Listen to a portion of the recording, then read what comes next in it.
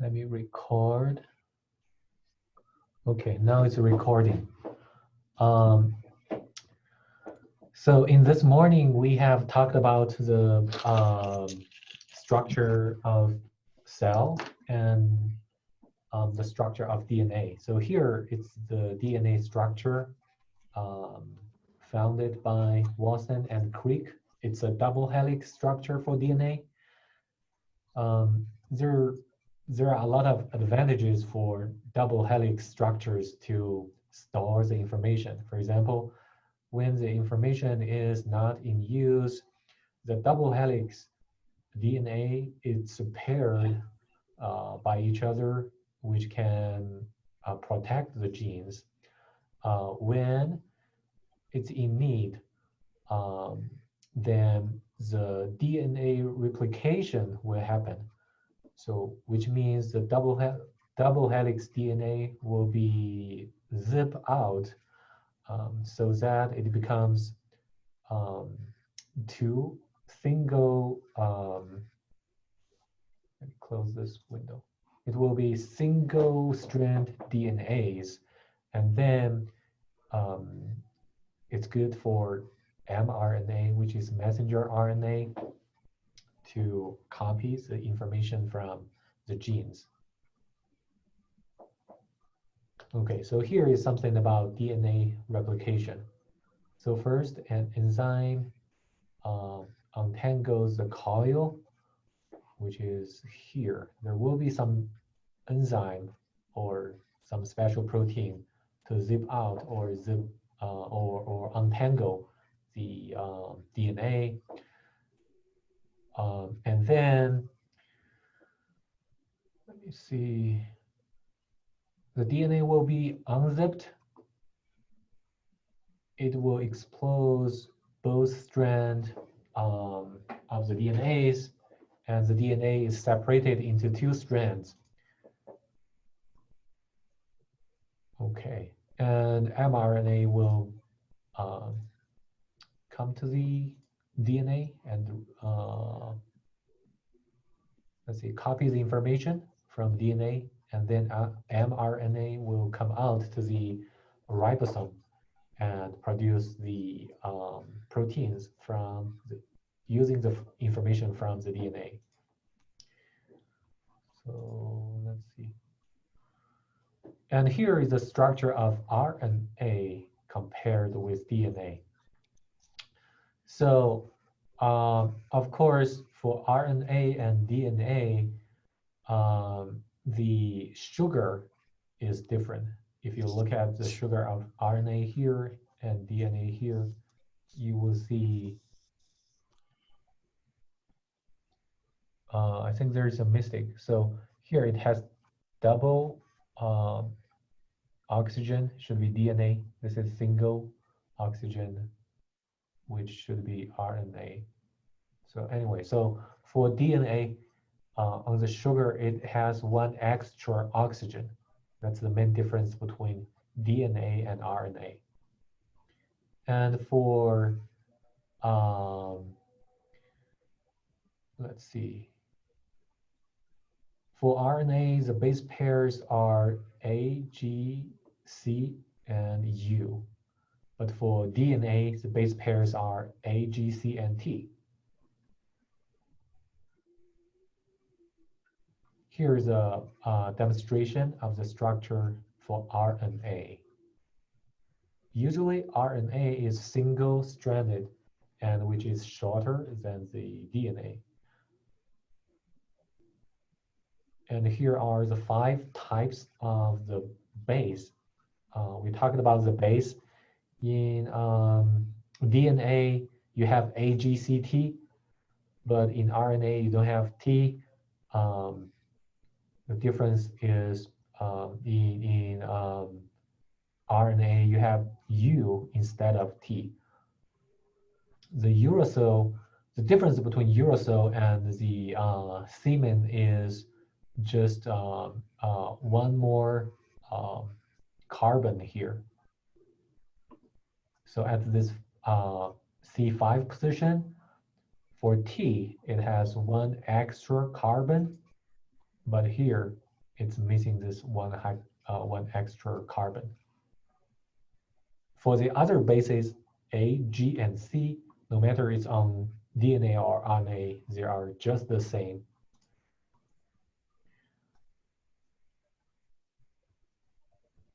Okay, so here shows some complementarity of the nucleotides. So it explains why A pairs with T and G pairs with C. So for example, if we look at the A and T base pairs, you will see when they are oriented in this angle, then there are two hydrogen bonds are formed. When C and G, they are facing each other in this way, then three hydrogen bonds are formed. So technically, G and C, they form one more hydrogen bond, and based on physics, we know it's more stable. C and G should be more stable than A and T pair in DNA. You can imagine if you try to uh, pair A and C, then that's not a perfect pair because for C, there will be one extra, let me see, extra hydrogen, which cannot be forming a hydrogen bond with A. So it's a kind of wasting of energy. So A pair with T, G pair with C, from the aspect of physics, that's the lowest energy pairs. So in nature, everything turns out to favor the lower energy states. Like water goes to lower position, hot air goes to higher position. That's all based on their energy. Dr. Lee, I have a question. Please. Can you go to the previous slide? Okay. Well, I was curious about, do you know what's like the average binding energy between the hydrogen and the oxygens?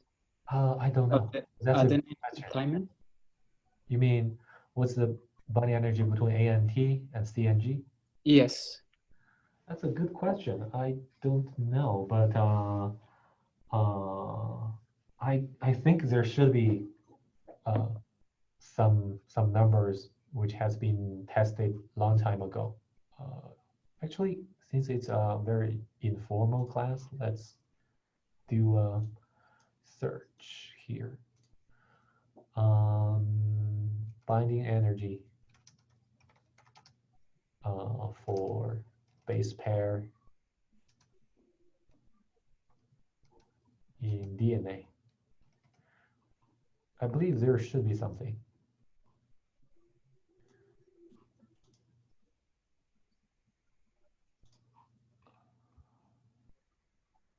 Okay, so theoretical and experimental data shows that GC pair has a binding energy of -25, which is twice that of AT. So AT is 12, -12, CG is 25. Let's see. So as we expected, CG has lower energy. So AT is -12 something, and CG is -25. It's doubled. The energy is doubled. There might be some other reasons besides the reason of hydrogen bound, because you can imagine when there are three pairs of hydrogen bound are formed, actually, there are a lot of factors like the van der Waals energy should be greater because now they have more pairs, they have more binding interface or binding area compared to A and T. So CNG should have more than 1.5 times energy than A and T. So that's why I think This is my guess from physics point of view. That's why this energy of CG pair is doubled, actually a little bit more than doubled than ANT. But that's a very good question. This is also based on my knowledge. So anyone know how much energy does it form when a hydrogen bond is formed? I'm not sure. Okay, so usually it's something around, it depends on the distance between your oxygen and hydrogen. But when a hydrogen bond is formed, usually it's something around 5 kcal per mole. So it's perfect matching this number. See, when there are two hydrogen bond formed, you got 12.4 kcal per mole. So um, each hydrogen bond contribute something around 5, and there are some other energies like electrostatic energies between other atoms and also van der Waals energies. So it should be a little more than 10 kcal per mole, and it's tested to be 12 something. And 3 of the hydrogen bond result in an energy of something like 15 kcal per mole, plus the electrostatic energy, van der Waals energy, salvation energy, everything. Then finally it's 25 kcal per mole. It's not a surprising number. Okay. So that's a very good question, and it's also a very good way to learn something like chemistry or biology, because in my mind, biology or chemistry, they're mainly knowledge. Um, it's not deep, but it's a lot. So you have to remember a lot of things. For example, here, that's the energy of base pairs. The best way to remember all of those things is making connections. For example, when you see the energy of ANT, if it reminds you the bonding energy of each hydrogen bond and something else, when you make a lot of connections, when you see something and you can refer to many other things, that's easier for you to remember all the things. So the network of knowledge is very important when you learn chemistry and biology. Um, so sometimes people say, I'm not a good memory person. I can't remember a lot of things. Actually, it's because of you haven't formed a network of knowledge in that area. Once you have a network in those areas, you can absorb new knowledge quickly and remember those numbers, everything more accurate. This is my opinion. So it's completely, so for example, chemistry, biology, it's completely different from math or physics. For math or physics, it's more uh, logically, all the knowledges, they're in more um, no, logic directed. So you have to follow the logic. But for chemistry or biology, they're not too much logic. You just need to form a network of the knowledge to fill in all the new points or knowledge into your existing network. Now let's see. Here shows a demonstration of helical structure of DNA. This is a DNA, and in DNA, because it's double helix, you will see there are minor grooves and major grooves. So here is minor groove, and here's major groove. Because this groove, the groove is also in helix. You can imagine that in 3D case. Um, this groove is much bigger than this minor groove, which is in the between the base pairs. So we just define it to be minor and major grooves. And the pitch is 3.4 nanometer or 34 angstroms. And usually around 10 base pairs per turn of a helix is formed. And we also can define 5N and 3N for DNA or RNA. So anyone knows what is 5N and what is 3N of a DNA?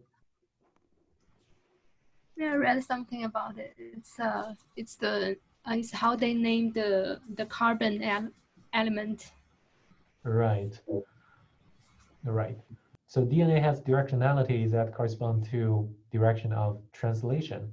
The beginning is denoted by 5N and ended by 3N. So if you look at the structure, let me see if we get this. Okay, so here is the structure of DNA or RNA. It's a DNA. So you will see in the sugar, you have 5 positions here. And we call this carbon to be the position 1, position 2, 3, 4, 5. Um, when a lot of DNA, let's say single DNA combined into a chain of DNA, you will see there's one end starting from this 3 position, and for the other end, it's the 5 position here. When you connect a lot of, let me see if there's a picture of connecting some DNAs, that will be more helpful.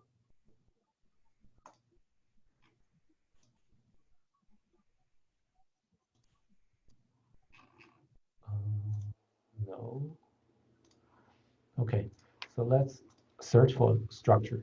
Dehydrolyze, because when DNA is forming a chain, it need to be dehydrolyzed. Dehydrolysis of DNA, DNA.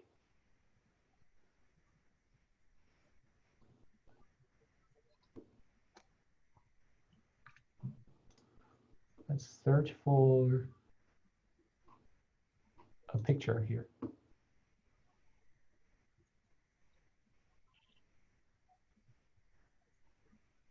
Sorry, it's not dehydrolysis. It's a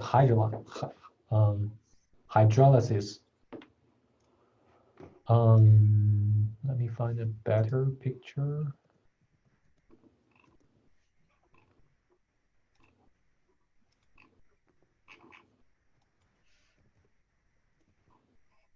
Okay, there's no perfect picture. Let's just use someone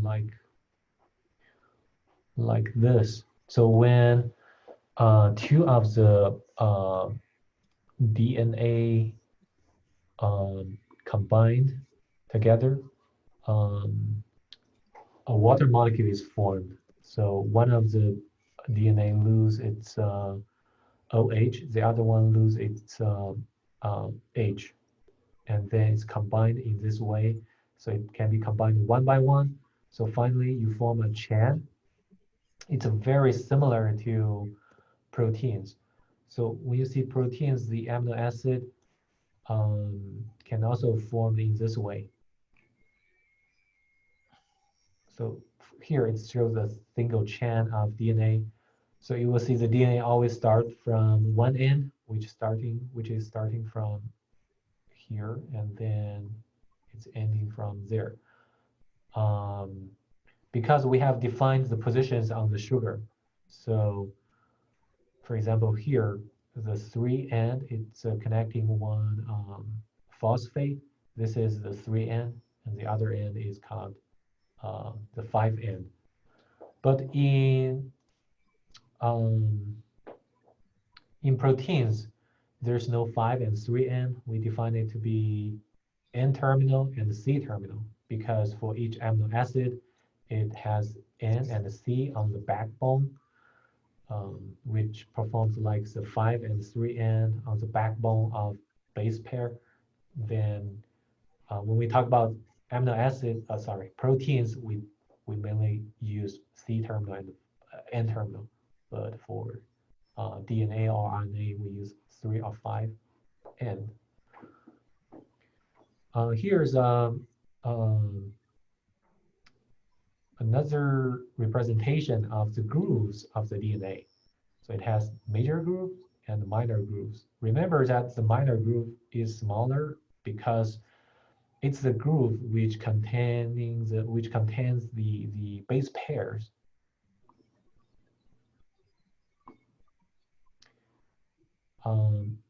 And how many base pairs forms one turn? Do you remember?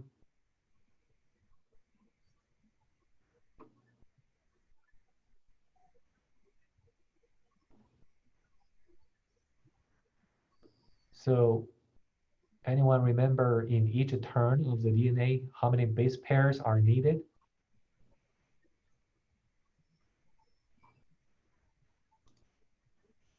Maybe I didn't say it clear. We just talked about this. 10 base pairs per 10 of helix, or 10 base pairs are needed for each turn of helix.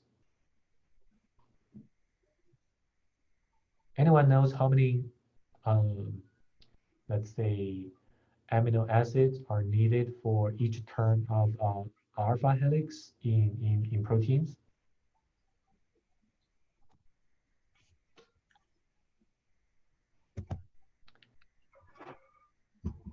Okay, if you don't remember that, actually, I think Wenhan gave a presentation of a biophysics book, which talked about the secondary structures, including alpha helix. In that lecture, we talked about how many amino acids are used to make each turn of the helix. If you don't remember, you can do a search online. So this is what I said. If you make a lot of connections, those numbers will be in your network of your knowledge. It's difficult to forget.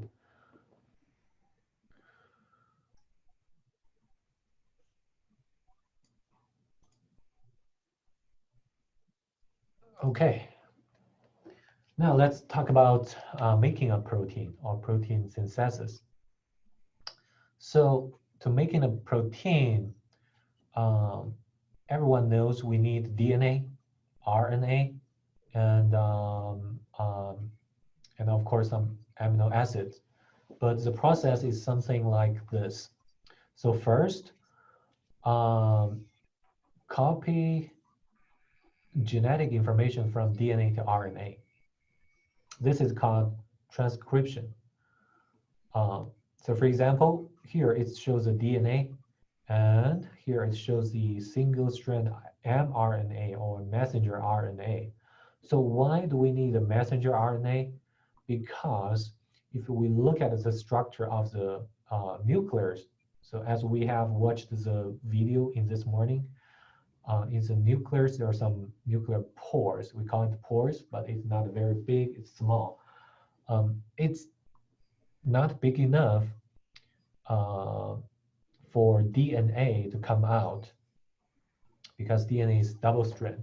So the size of the pore can only allow a single strand DNA or RNA come in or goes out. So DNA cannot come out. The only thing can come in and go out is RNA and single strand RNA. Why it needs to go out? Because the protein has to be manufactured out of the nucleus, which is in the ribosome. So ribosomes are outside the nucleus in the cytoplasm, and DNA is too large to leave the nucleus. So RNA will come in and transcript the information and then come out. Here shows the process of copying the information from DNA to mRNA, which is called transcription. So part of DNA temporarily unzips and is used as template to assemble complementary nucleotides into messenger RNA. So here shows the progress. This is the RNA strand. It copies the information, it grows. longer and longer. When a whole piece of information is copied, then the RNA will come out. So here shows the progress of assembly and single strand mRNA. So in the nucleus, there will be a lot of ribonucleotides. Those ribonucleotides will be assembled based on the sequence on the DNA, and then it can be assembled for a long piece of mRNA. And then the mRNA can come out from the nucleus pore, and then it goes to the ribosome. Here's the ribosome. mRNA go through the pore with the DNA code and attach to ribosome. And then decoding of mRNA into protein is called translation. So here's the process. The big background protein is ribosome. It's very big. And this is the mRNA. And then there will be a lot of tRNAs, which is transfer RNA, which carries amino acids from the cytoplasm to the ribosome. For example, on the mRNA, there will be some codes. Each three letters of each three bases of the mRNA can be translated into amino acid. So tRNA play a role of translate the gene code into amino acids like this. So the structure of tRNA is it has three base pairs at the bottom, and then at the top, it can bind an amino acid. So for example, if one tRNA take responsible of transferring lysine, and the other end is UUU, it will find AAA in the ribosome and put a lysine here. Then lysine, and any questions? Then the lysine and the previous amino acid will be hydrolyzed and then connected to form a peptide. And then this tRNA will come out of the ribosome, and then another tRNA comes to pair with next three letters from the mRNA and put another amino acid there. These amino acids come from the food we eat, proteins we eat are broken down into individual amino acids and then simply rearranged into new proteins according to the needs and directions of our DNA. A series of three adjacent bases in the mRNA molecule codes for a specific amino acid, which is called a codon, which is shown here. For example, this codon GCA on mRNA can be translated into one amino acid. Each tRNA has three nucleotides that are complementarity to the codon in mRNA. So here shows the structure of tRNA. It has three nucleotides. It should be complementarity to another three letters on the mRNA. And for let's say CGG, then okay, for the tRNA with CGG, it carries a specific amino acid, and it can only carry this specific amino acid. We will see a table of those codon in later slides, and we will have a practice for translating those informations from mRNA into amino acid. So each tRNA codes for different amino acids. Actually, it's each tRNA. Hello? Hi, I got a question. Okay. To interrupt. What's the difference between anti-codon and codon? Or Okay. Okay. Codon is the information on the mRNA. The anticodon is the information on the other side, which is tRNA. So that's a good question. Now, if you see a codon of GCA, which is on mRNA, you can get its anticodon. So what's the anticodon? CGU? Right, it should be CGU.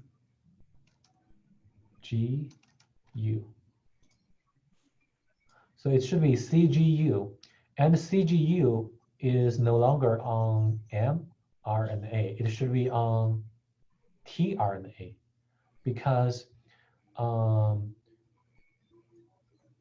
to pair with mRNA outside the nucleus or inside the ribosome, it's the tRNA. It's the transfer RNA who complementary to the mRNA.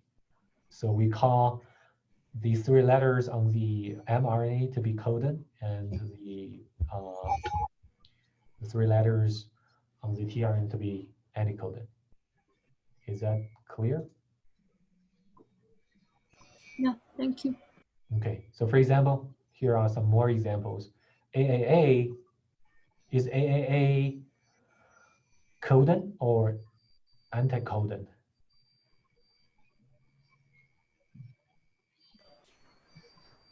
It's codon. It's codon. And then compared to AAA on the mRNA, the UUU on tRNA is anticodon.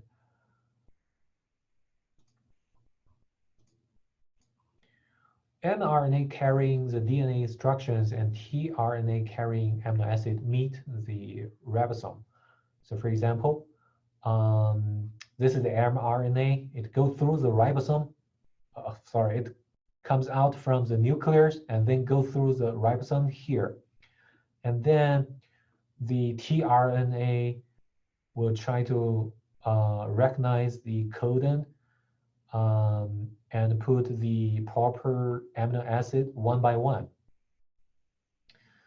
And then a single chain of amino acid will comes out in this way. You can see this is a chain of amino acid, or we can call it peptide, or we can call it protein.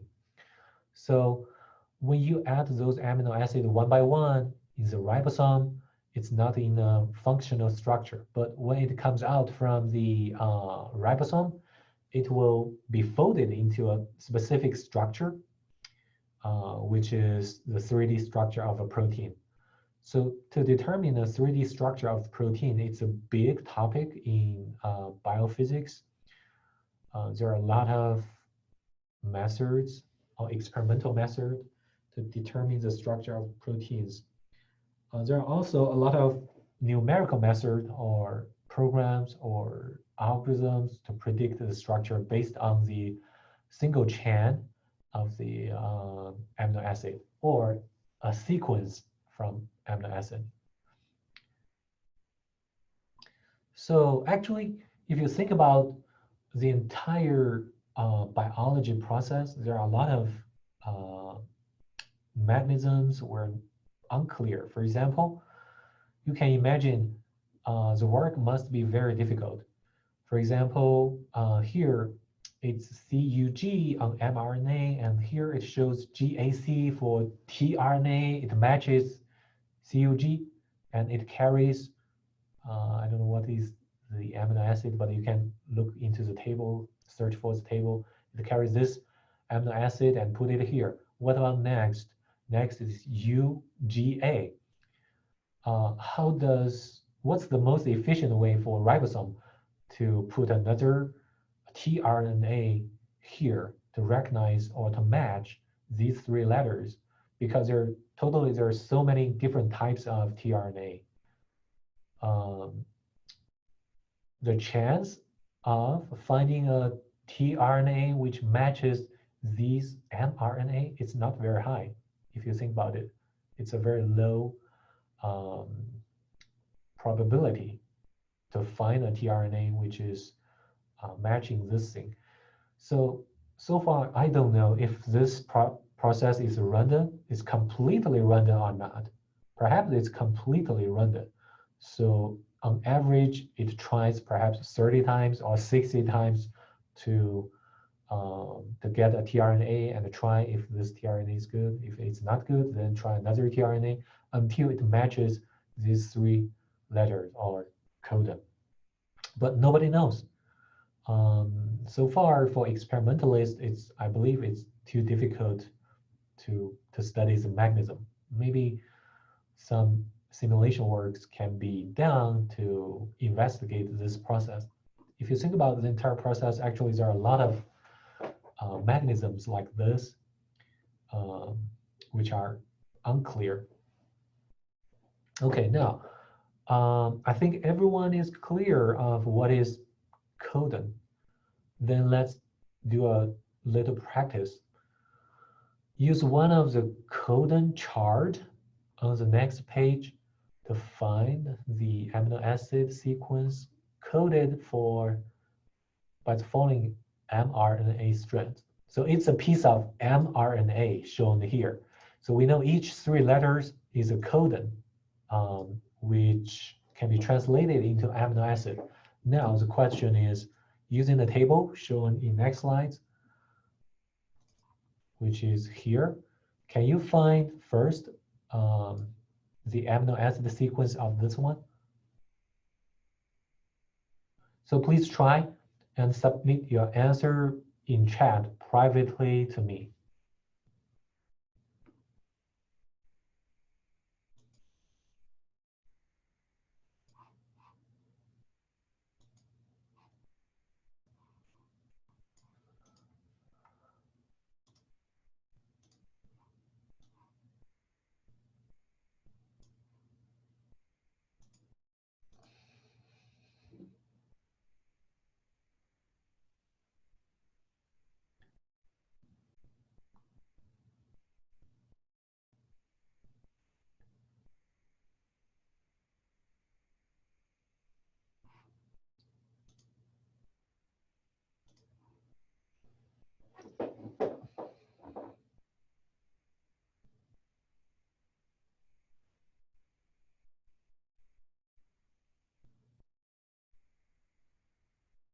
Okay, great. Someone just translated.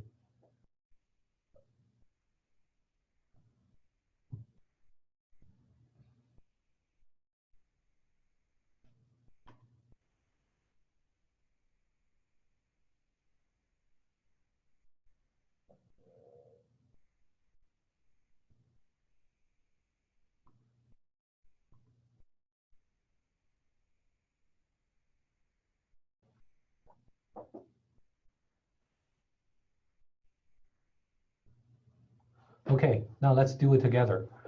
So first CAC, then we find this is C, CAC, which is here. It's a histidine. So the first amino acid is histidine. Then second CCA, which is from CCA, which is shown here, which is proline. So the second amino acid is proline. UGG, which is here, U, G, and G.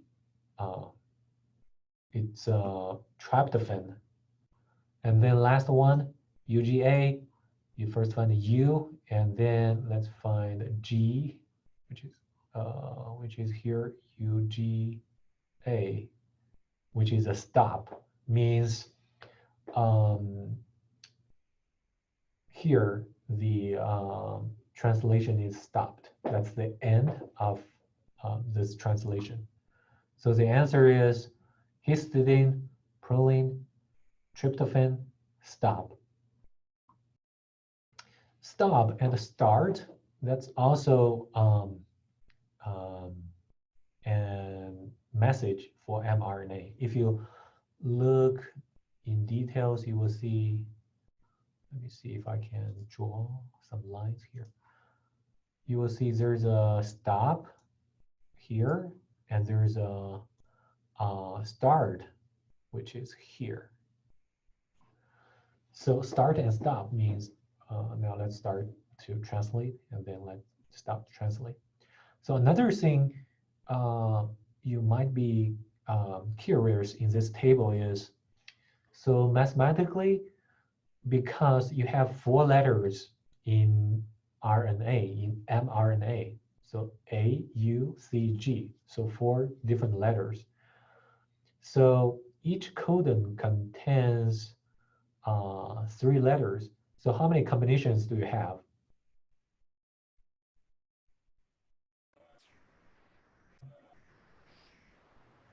How many combinations do you have for a codon which contains 3 letters, and each letter may have 4 different types?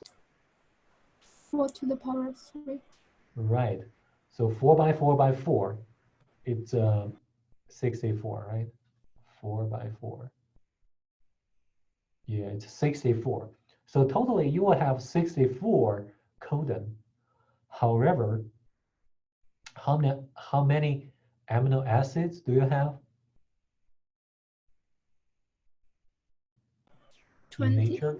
20. You only have 20 amino acids, plus you need a stop and a start. So totally you have 22 signals, but you have 64 codons. Then there must be some redundant codons. If you look at the table, it's obviously shown in the table. For example, for histidine, which is shown here, you have 2 different types of codon. And for leucine, you have 6 different types of codons. And for arginine, you see it has 4 plus 2. It has, again, 6. So different types of amino acid, they have different numbers of codons. That cause another problem. Does those tRNA corresponding to these codons are evenly distributed in the cell? So perhaps not. At least there are there are many groups that are working on the preference of codons for mRNA translated into DNA. For example, people found in different species, for example, in human, perhaps I just made up, but the idea is that there are some preference, but the actual codon might not be correct. So for example, in human might prefer using UAA. In mouse, the mouse might prefer using CUC as their codon for leucine. This is called the rareness of the codons in different species. That's a big subject. So people think, who are in this area think, because in different species, the environment in the cell or in the living body might be different. So the rareness or preference of codons might also be different. Not only in different species, even in the same species, for example, in the human body, different amino acid may have different numbers of codons. For example, perhaps for, let's say, valine, perhaps in people, we just use 1 or 2 codons, but for some other amino acid, perhaps we use 6 codons. Why? Um, some amino acid uses 6 codons, the others use maybe 2 codons. There might be some other reasons, but still it's not completely it's not completely clear. So it's a big topic. Okay, so here is another practice. Using another type of codon table to search for the code. For example, AUG, if you do a search, here is A, then U, and G. Then AUG means methionine. The difference between this table and the previous table is just they're in different format. So the information is the same. They're all using the tables, which can transfer or translate 64 combination of 3 letters of the codon into amino acids, plus the stop and start. Okay, so that's all for today's class. But since we're talking about DNA, RNA, let's talk about a little bit about the vaccine. So is there anyone who has taken the vaccine for COVID-19? Yes, I got it. Okay. Yes, I got it. Okay, you're lucky, guys. So in United States, most of the vaccine are mRNA vaccines. In some other countries, like in China, we're using traditional vaccines. So do you know some difference and common things between mRNA and traditional vaccines? No? I know traditional the vaccines about protein, and Okay. the mRNA vaccines to make your body to produce that kind of protein. Then your body will start to produce some antibodies. Right. Also directly produce protein. Okay. So which one is better in your opinion? I know the traditional one is more safe, maybe less dangerous, but for the long process, I mean, but mRNA probably may be more effective. It will keep longer. Okay. Okay. Good.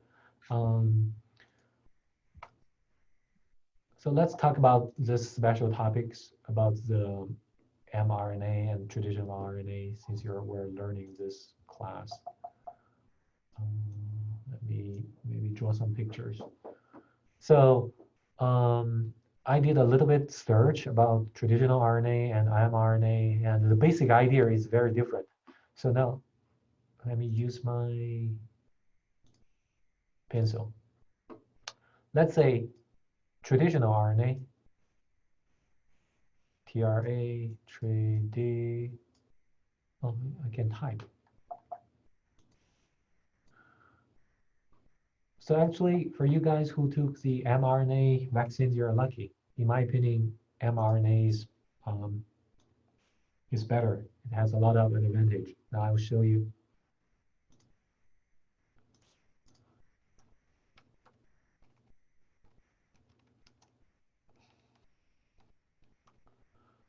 Traditional. Let's do a comparison between traditional and mRNA vaccine. So for traditional RNA, it's the basic idea is simple. It has been used for how many years? Hundreds of years, maybe? At least tens of years. The idea is from the very beginning. so someone is sick, and then um, people tried um, from the patient's blood or some other fluid from the body, there might be some viruses. If you give this fluid to a healthy person, the healthy person might be um, um, infected, right? But what about if you give a little bit, a very little bit to healthy person? So some doctors have tried that, and sometimes it was successful. So if you, for example, give some virus from patients to a healthy person, the healthy person will no longer get the serious disease because the immune system or antibodies in his uh, body has been activated. So basic, based on these ideas, then the modern, let's say, medical method try to use the traditional vaccine, which is, let's take virus as example. For example, you have virus, the virus, for example, for SARS-2 or SARS, it has spikes on the virus surface. Um, for traditional vaccine, first we get the virus and we reproduce the virus in some lab.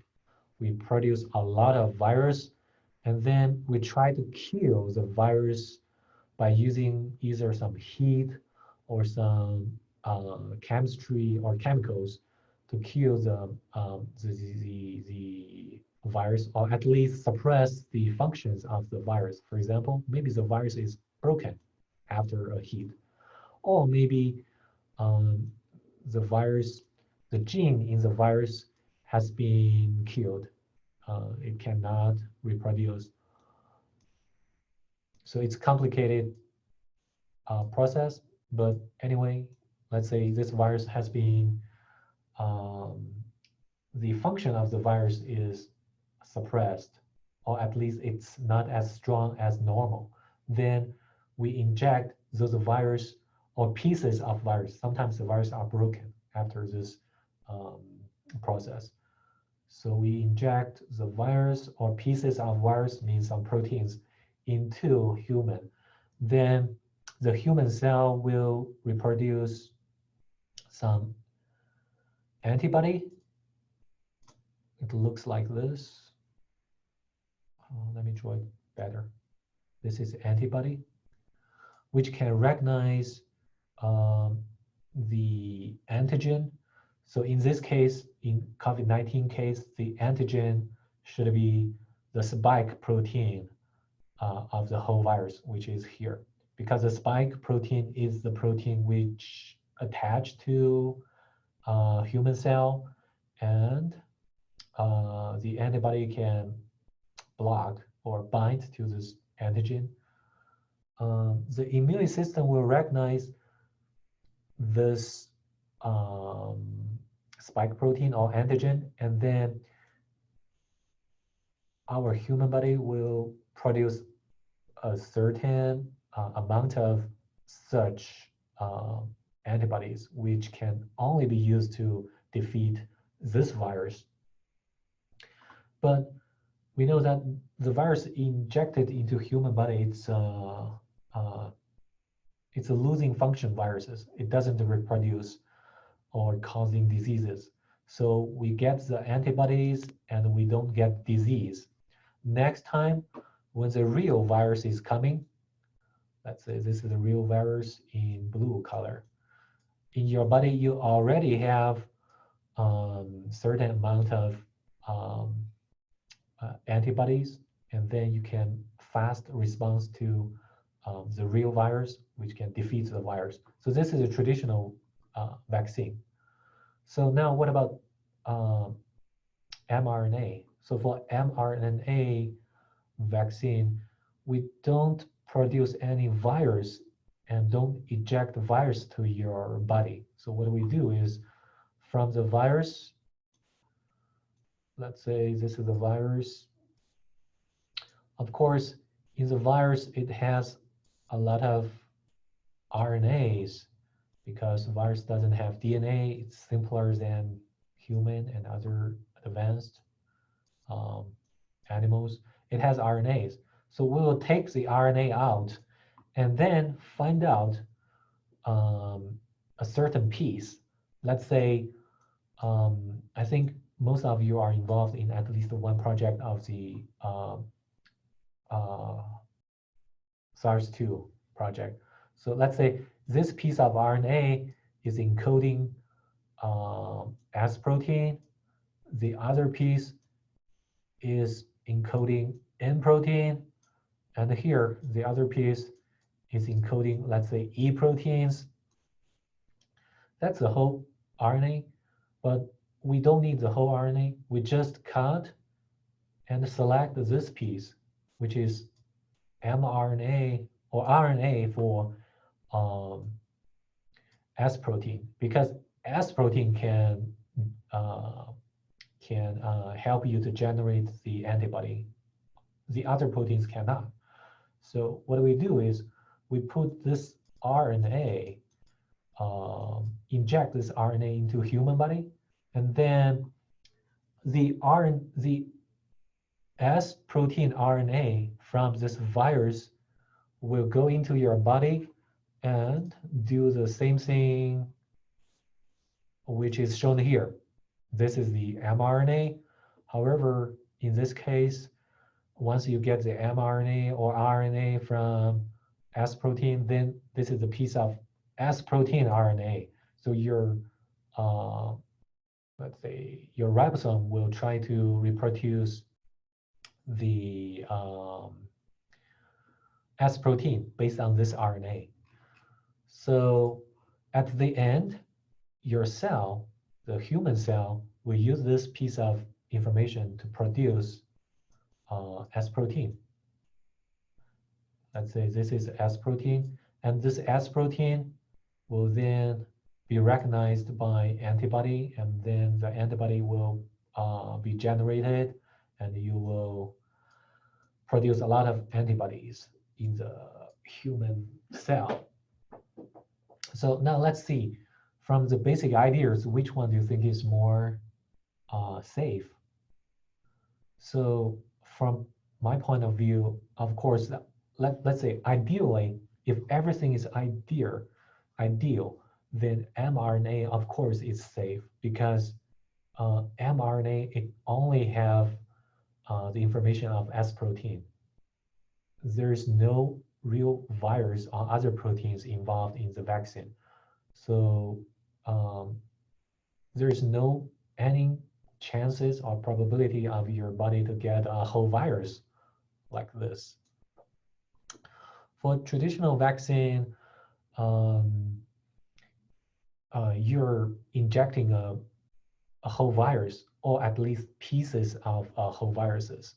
So that's one of the sources to make the vaccine unsafe in the past. For example, a lot of people injected the vaccine from, let's say, flu vaccine, and then they get flu. Because for traditional vaccines, even the, let's say, the function of those viruses are very weak. Most of the virus has been killed, but maybe for some people, still a part of the function of the virus or the whole virus can still get some people sick. But for mRNA, theoretically, there's no way for people to get sick. You don't have the whole virus. You only have a part, which is a very small part of this RNA. You can only generate S protein, and the S protein itself doesn't make any disease. And if you have only one S protein in the cell, there's no way for human body to reproduce a whole virus. It's impossible. But in traditional vaccine, there is a possibility, technically. However, traditional vaccine has been developed for so many years. It's getting better and better. But mRNA, it's a new technique.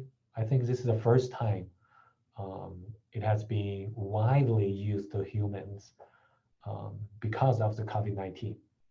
So there might be some problems because any vaccine is not perfect. For example, so far as I know, the mRNA vaccine, it also caused some troubles because when you make this vaccine, besides the RNAs, you have to add something else.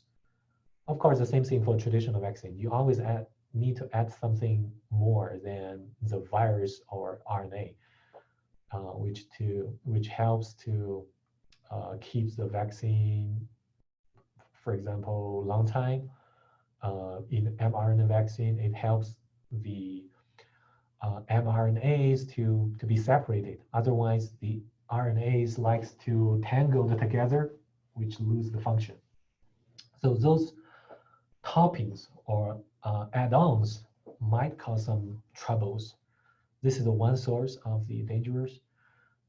There might be some other source of dangers in both vaccines.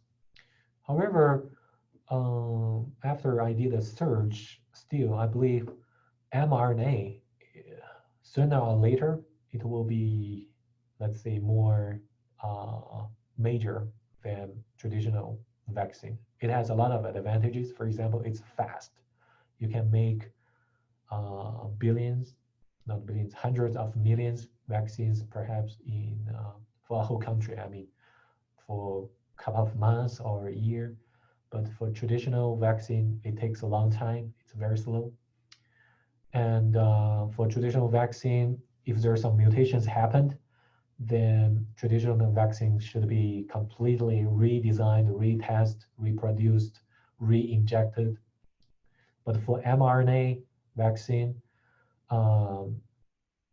it's not so sensitive to mutations. When some mutation happens, the mRNA vaccines might be still working in most of the cases.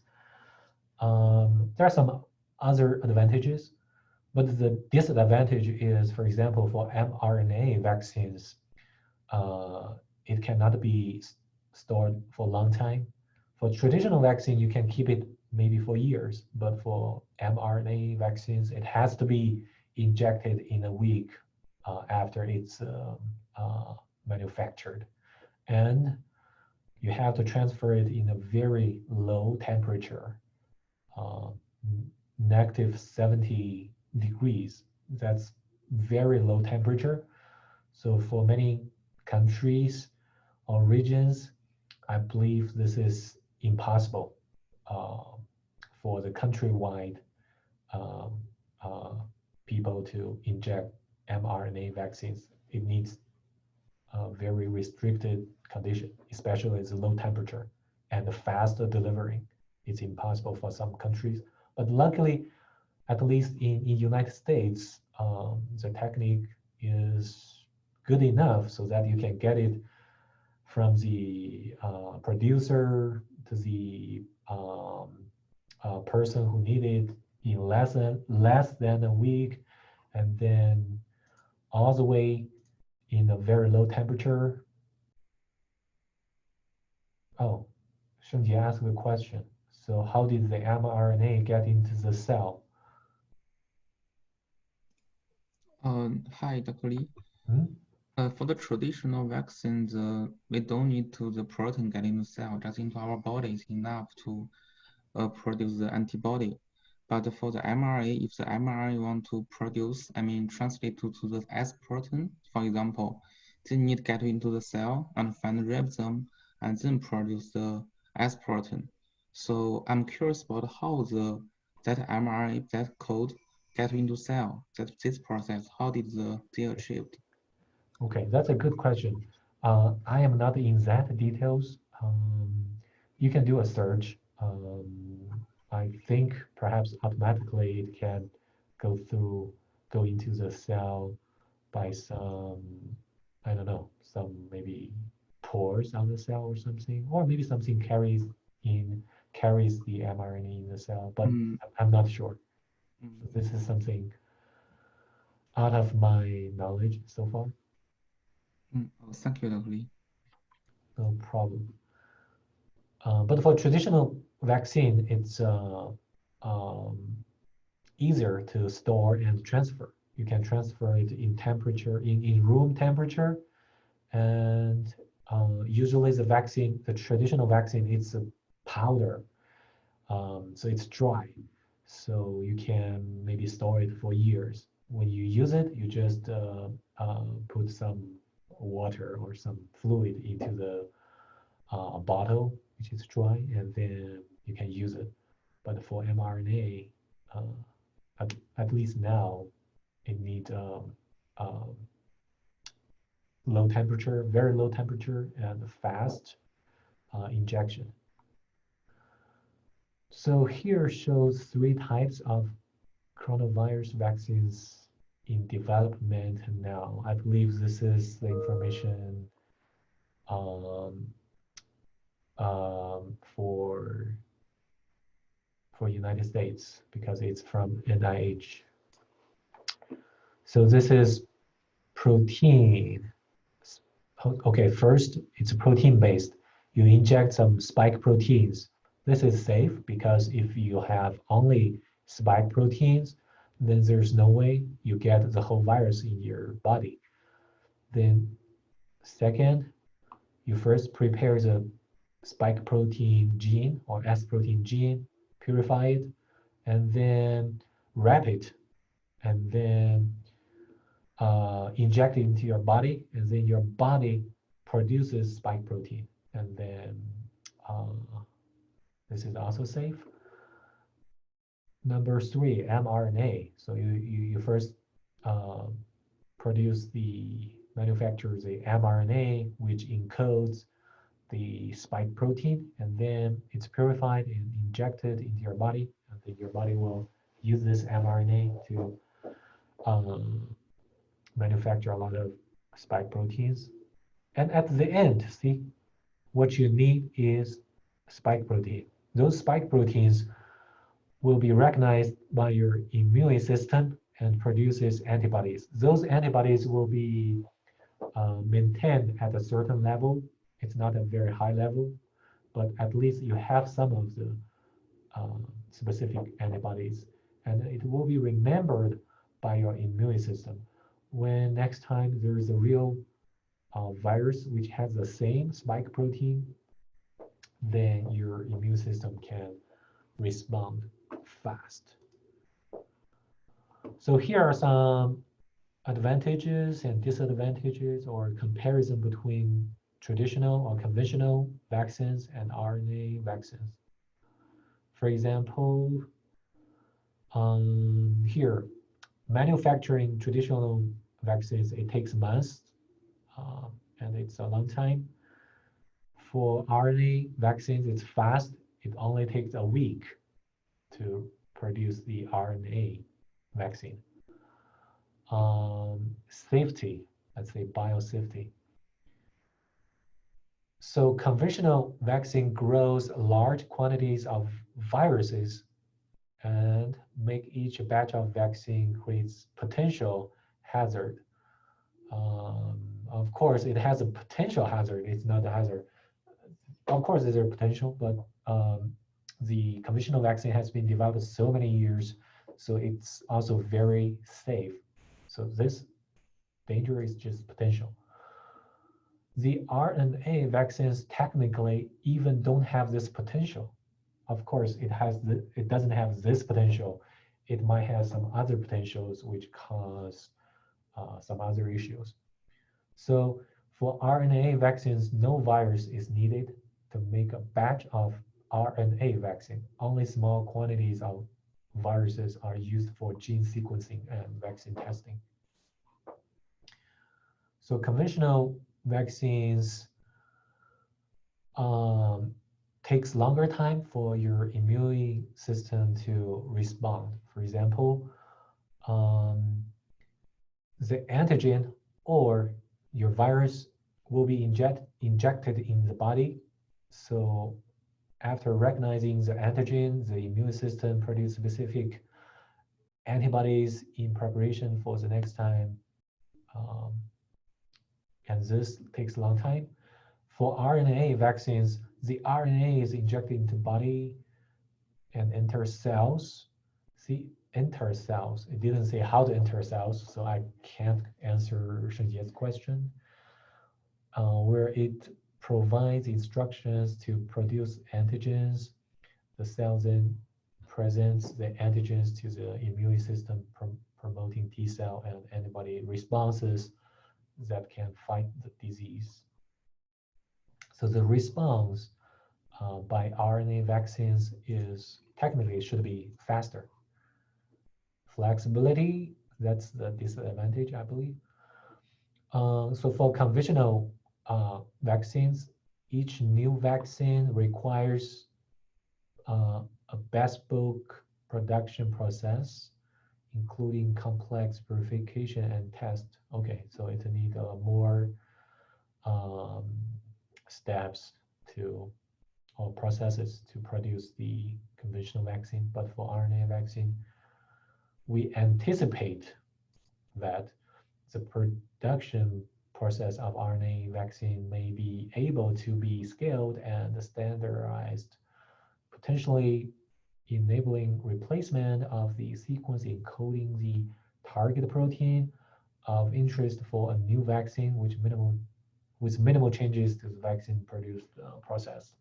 That's why we say RNA vaccine is better when there are some mutations happens. When there are some mutations happens, we can quickly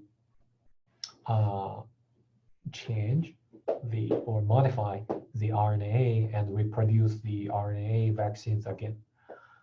And so far as I know, a lot of mutations doesn't affect the RNA vaccines. So in many cases, it can be used for different mutations of the same viruses. Okay, at the end, let me see. At the end, we have another video to share with you. Again, I'll send it to you by chat, so please watch it. It's a three minutes video, so let's come back in 3 minutes. So when you're finished, please let me know.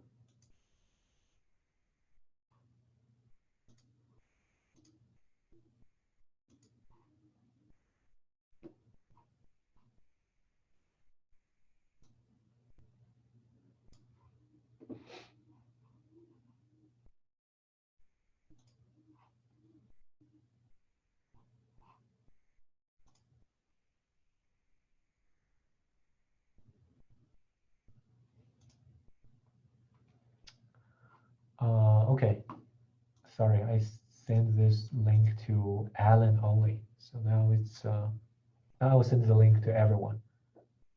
Did you get the link?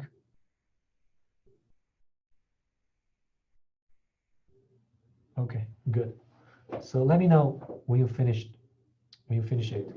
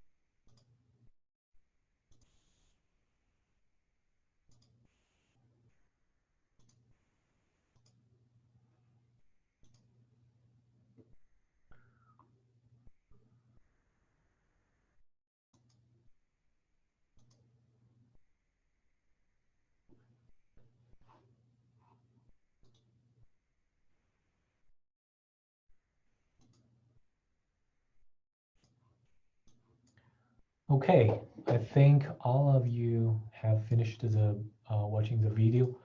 Now I will send you a link. Let me see. It contains, let me get the link. It contains the slides and the syllabus. Get link, copy link, send. Oh, sorry, it's private. It's private conversation. I'll send it to everyone. So did you get the link? Can you check if you can download the slides and syllabus?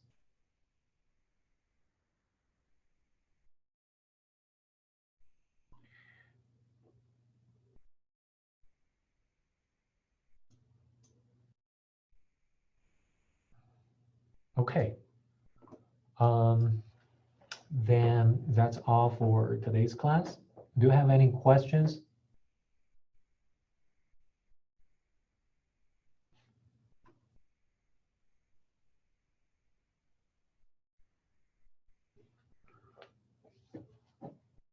Okay. Then that's all for today. In the future classes, we will have the regular class, in which I give some presentations like this, and also because that's a 3 hours class, and also we'll have a break, and then students will give some introductions of the papers. And we have several special issues, special classes and special issues. In those special classes, we invite some professors or researchers in computational biophysics to give some special talks, which can give you some more ideas of what are those top scientists doing in the world. So that's all for today. Okay, so if no questions, I will see you next Friday, 9:30 a.m. See you guys. Bye-bye. Thank you, Dr. Lee. Bye. Thank you, Dr. Bye-bye. Lee. Bye-bye.